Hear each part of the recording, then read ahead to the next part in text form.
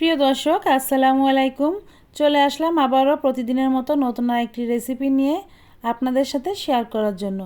প্রতিদিনের মতো নতুন আরেকটি রেসিপি আপনাদের সঙ্গে শেয়ার করব। আজ কিন্তু আমি এখানে দেখুন মায়া মাছের একটি রেসিপি করব। আর এই মায়া মাছটা কিন্তু এভাবে রান্না করলে খুবই মজা লাগে খেতে। যারা এই ধরনের ছোট মাছ খেতে পছন্দ করেন তাদের জন্য কিন্তু আজকে আমার এই রেসিপিটি। তো রেসিপিটি ভালো লাগলে অবশ্যই একটি লাইক কমেন্ট শেয়ার করে দিবেন। তো বন্ধুরা আজকে কিন্তু আমি এই মাছটি দেখুন কিভাবে রান্না করব। এটা কিন্তু রান্না করা খুবই সহজ। আর মাছটা কিন্তু আমি মেখে ঝুঁকে রান্না করব। আর এই মেখে ঝুঁকে রান্না করলে কিন্তু এসব ছোট মাছ খুবই মজা লাগে। তো আমি এখানে দেখুন বেশ কিছু পেঁয়াজ কুচি করে নিয়েছি, আর কিছু কাঁচামরিচ নিয়েছি, আর একটা আলু এভাবে কুচি করে নিয়েছি। আর আমি এখানে সামান্য একটু রসুন দিয়ে দিলাম, আর একটু জিরা বাটা দিয়ে দিলাম, 1 চা চামচের মতো রসুন বাটা, 1 চা চামচ জিরা বাটা, আর হলুদ, আর দিব লবণ দিয়ে এখন কিন্তু তেল দিয়ে দিব।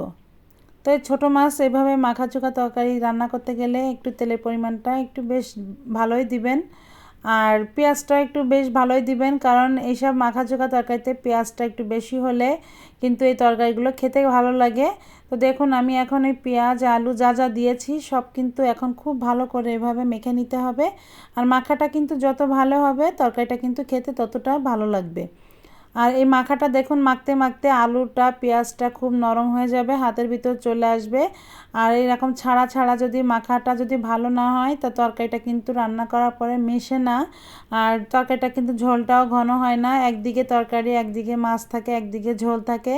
তো দেখুন এখানে আমি চেলা মাছ নিয়েছি, মলা ঢালা যে মাছগুলো সবাই চেনে। তো দেখুন এখানে কিন্তু আমি সেই মলা ঢালা মাছই নিয়েছি। তো এটা কিন্তু আমাদের খুলনা ভাষায় আমরা এখানে মায়াচালা হিসেবে এই মাছটাকে চিনি। তো আমরা কিন্তু এটাকে মায়াচালা বলি।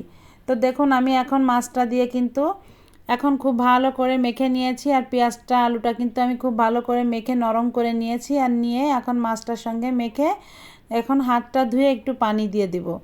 তো বেশি কিন্তু পানি দিব না, যেহেতু এটা কিন্তু ঝোল ঝোল বেশি হবে না, মাখো মাখো রান্নাটা হবে। এখন হাতটা ধুয়ে পানি দিয়ে এখন কিন্তু ঢাকা দিয়ে আমি চুলার আঁচটা জ্বালিয়ে দিয়ে এখন বলক আসা পর্যন্ত অপেক্ষা করব। তো দেখুন বলকটা এসেই গিয়েছে, এইভাবে জাল করে নিতে হবে, কিছুই নেই বলার। আর এই রান্নাটা খুবই সহজ, যারা নতুন রান্না শিখতে চান তাদের জন্য কিন্তু খুবই উপকারে আসবে। ব্যাচেলার ভাই যারা আছেন তাদেরও কিন্তু এটা খুবই কাজে লাগবে, কারণ দেখুন রান্নাটা কিন্তু যারা শিখতে চান নতুন তাদের জন্য এটা খুবই সহজ। একদম সব একবারে দিয়ে একটু মেখে ঝুঁকে রান্নাটা করলে কিন্তু দারুণ স্বাদের একটি রেসিপি হয়ে যাবে। আর এই তরকারিটা কিন্তু খেতে দারুণ মজা। তো এইভাবে দেখুন ঝোলটা কিন্তু কমে আসছে। ঝোলটা কিন্তু দেখুন তরকারিটা যত মাখাটা ভালো হবে ঝোলের ঘনত্বটা কিন্তু ততই ভালো হবে। আর মাখাটা যদি ভালো না হয় তো ঝোলটা কিন্তু একদম কেমন পানি পানি ভাব হয়, আর সে তরকারিটা কিন্তু খেতে ভালো লাগে না। তো দেখুন তরকারিটা কিন্তু আমার হয়ে আসছে। এখন তেলটা সাইড থেকে ছেড়ে দিবে আস্তে আস্তে। এখন আমি কিন্তু তরকারিটা নামিয়ে নেব। তো তরকারিটা দেখলেন তো কত সহজ রান্না করা, খুবই সিম্পল, আর রান্না করতে বেশি সময় লাগে না। তো বন্ধুরা আমি কিন্তু নামিয়ে নিয়েছি, আর দেখুন কতটা সুন্দর হয়েছে তরকারি।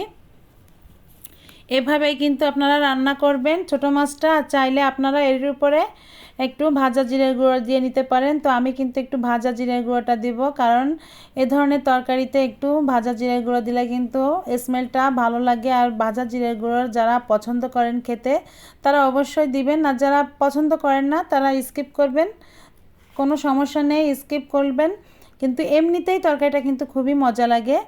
তো বন্ধুরা নিয়মিত এমন দুর্দান্ত মজার রেসিপি পেতে আমার চ্যানেলটিকে সাবস্ক্রাইব করবেন, পাশে থাকা বেল আইকনটি ক্লিক করবেন যাতে আপনি আমার নতুন ভিডিওর নোটিফিকেশন পেয়ে যান সবার আগে। আজ এ পর্যন্ত, আবারও দেখা হবে নতুন আরেকটি রেসিপি নিয়ে। আল্লাহ হাফেজ।